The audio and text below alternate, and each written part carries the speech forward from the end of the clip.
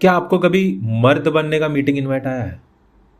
एक formal Google calendar meeting invite जिसमें कि ये लिखा हो, you have been invited to be a man, और जिसके ऑर्गेनाइजर्स में आपके पापा, चाचा, मामा, फूफा, दादा, भैया सब लोग हैं। एक आपके पापा के दोस्त जिसकी खुद के लाइफ के तो लगे पड़े हैं, लेकिन उसको ज्ञान देने में बहुत मजा आता है। उसको दुनिया भर का ज्ञान है, उसने दुनिया भर का बुक्स पढ़े हुए हैं, लेकिन उसको ये नहीं पता कि उसका खुद का लाइफ कैसे सॉर्ट किया जाता है। लेकिन उसको ये जरूर पता है कि आपके लाइफ को कैसे सॉर्ट करना है।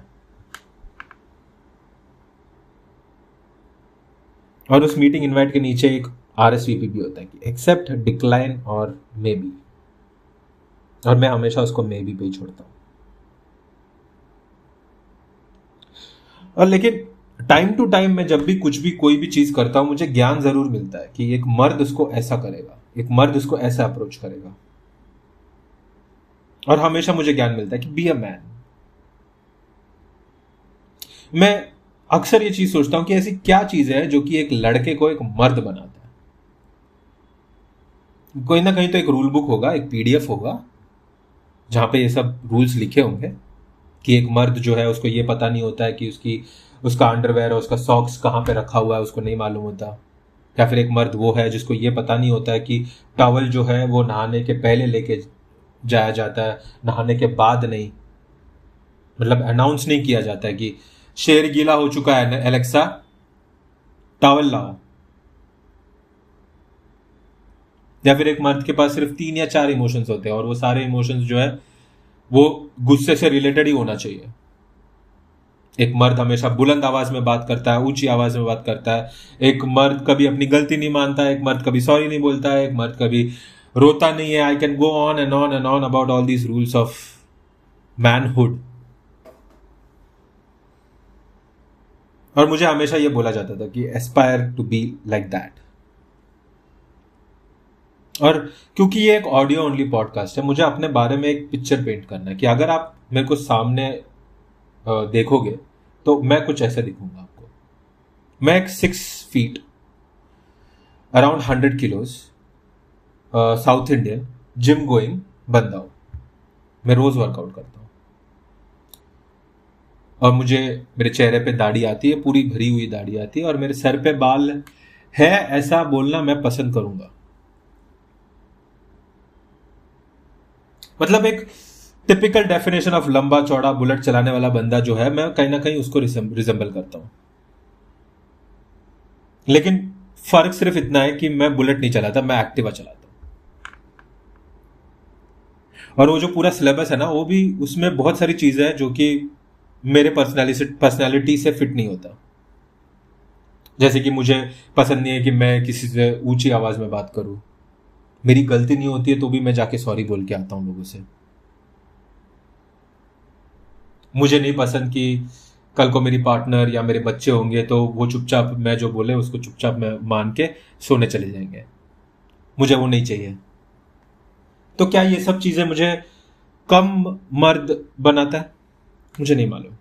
मेरे पास कोई आंसर्स नहीं है भाई दिव्या आज। मैं सिर्फ वो बोल रहा हूं जो कि मेरे साथ लाइफ में हुआ है, और जो कि मैंने देखा है अपने लाइफ में। मैं उसको सिर्फ वर्ड्स में डाल के इधर रख रहा हूं, क्योंकि हम सब आपस अपने आसपास में देखते हैं कि कितने सारे कितने सारे सो कॉल्ड मर्द जो कि इमोशनली बहुत कम इमोशंस होते हैं उनके पास, जो कि बहुत ही so called toxic masculine energy देते हैं।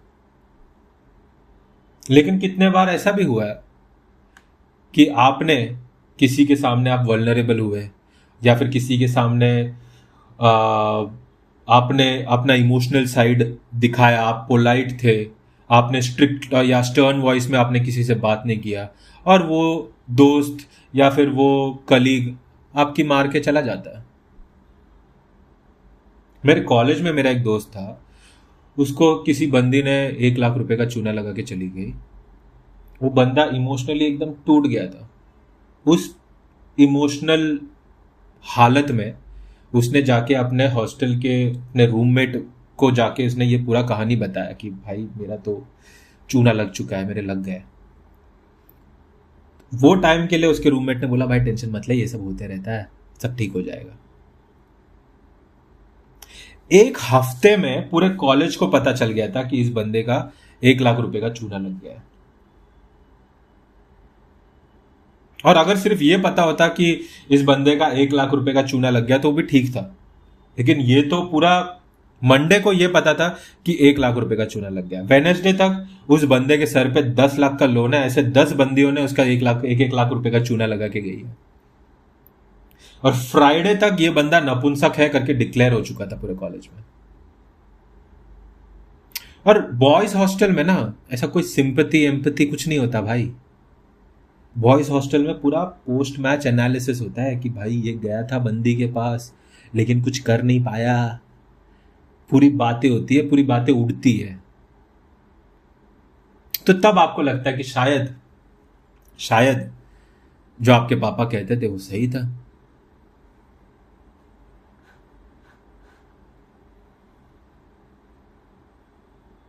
क्या मेरे पास कोई आंसर नहीं है इसका, लेकिन एक चीज है जो कि अगर मर्द बनने का एग्जाम होगा ना, तो ये एक चीज है मेरे पास जो कि मुझे पक्का पासिंग मार्क्स तो दिलाएगी। और वो एक चीज है कि मुझे रोना नहीं आता। मतलब ये नहीं है कि मुझे शर्म आती है रोने में या मुझे रोना नहीं है, ऐसा कुछ नहीं है। बस मेरे आंख से आंसू नहीं निकलते। मतलब मेरा गला भरता है, मेरा आवाज भारी होता है, लेकिन मेरे आंख से आंसू नहीं निकलता है। अब इसका क्या करें मुझे नहीं मालूम। और ये क्यों है अगर पूछोगे तो मुझे लगता है कि कहीं ना कहीं बचपन से, सिर्फ मेरे पेरेंट्स का जनरेशन नहीं, मेरे दोस्त भी बचपन से रोने को एक विलन की तरह ट्रीट किया गया। मेरे दोस्त भी बोलते थे कि क्या लड़की जैसे रोते रहता है। इनफैक्ट ये भी जो मैं बोल रहा हूं, मुझे आएंगे 1000 कमेंट्स, क्या लड़कियों जैसे रोते रहता है माइक के सामने।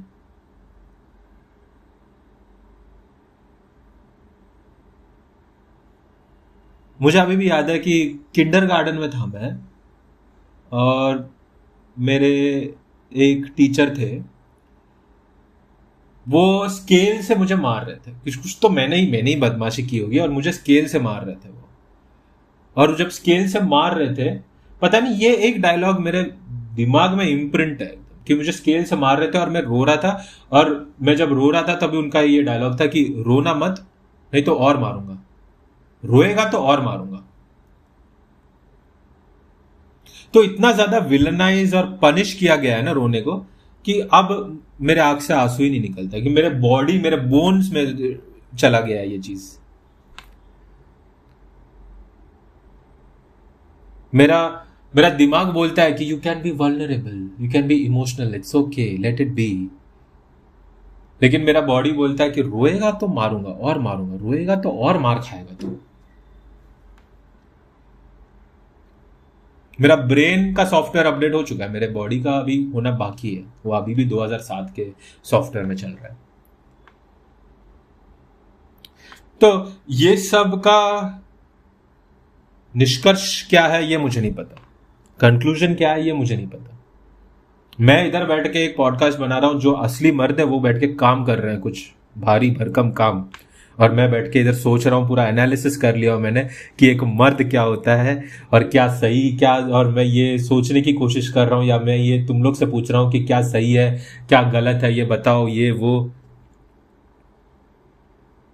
लेकिन मैं जानना चाहूंगा तुम लोग का पर्सपेक्टिव, स्पेशली एक फीमेल पर्सपेक्टिव। क्योंकि बहुत बार मुझे ये बोला जाता है कि तू दिखने में लंबा चौड़ा है लेकिन अंदर से सॉफ्ट ही है। इसका मतलब क्या है मुझे नहीं पता। वो क्या चीज है जो कि मैं करूं जिससे कि मैं दिखने में भी लंबा चौड़ा हूं और अंदर से भी लंबा चौड़ा हूं। ये मैं एक फीमेल पर्सपेक्टिव जानना चाहूंगा इस बारे में। बाकी मेरे पास कुछ है नहीं बोलने को, कोई आंसर नहीं है मेरे पास इस चीज का। तुम लोग के पास है तो तुम लोग बताओ, मैं तो सुन ही रहा हूं यहां पे।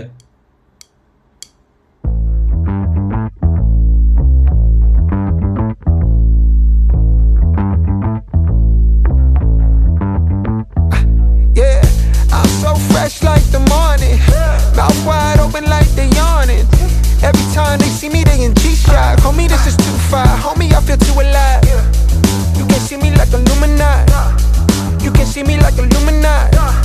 But I'm shining so bright, so bright. Don't come and try to share some of this light, no. Give me a beat and I can